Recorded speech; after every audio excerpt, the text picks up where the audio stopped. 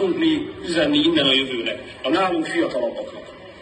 Nos, hát először is az, hogy mi nem azért mutattunk ajtót bizonyos dolgoknak, hogy most meg visszajöjjenek az ablakon.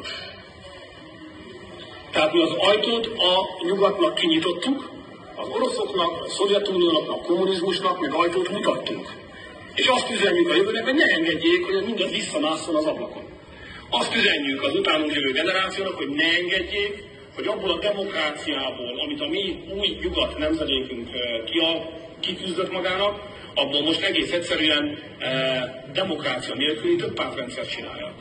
Mert hogy Magyarországon ma itt a demokrácia lényege, a felelősség meg az elszámoltathatóság hiányzik, ami maradt azok az intézmények. Ez egy demokrácia lényegét nélkülöző többpártrendszer, és nem kellene hagynunk, kedves fiatalok, hogy ez így legyen. És hasonlóképpen nem kéne megengedni az utánunk következő fiataloknak, hogy miután mi a szovjet rendszer legvidámabb barakja sorsától megszabadultunk, most a gázban legvidámabb barakját tegyék Magyarországon. Tudom, fontos üzenetek a jövő számára.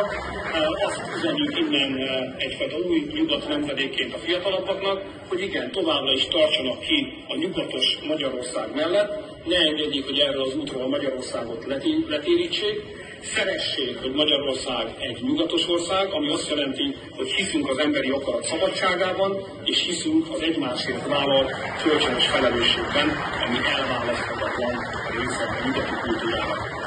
Lehet, hogy az olaj keletről jön, de a szabadság mindig nyugatról érkezik. A demokráciát pedig nem lehet fölülről irányítani, csak az emberek szívéből nőhet ki, és rendezheti be az élhető magyar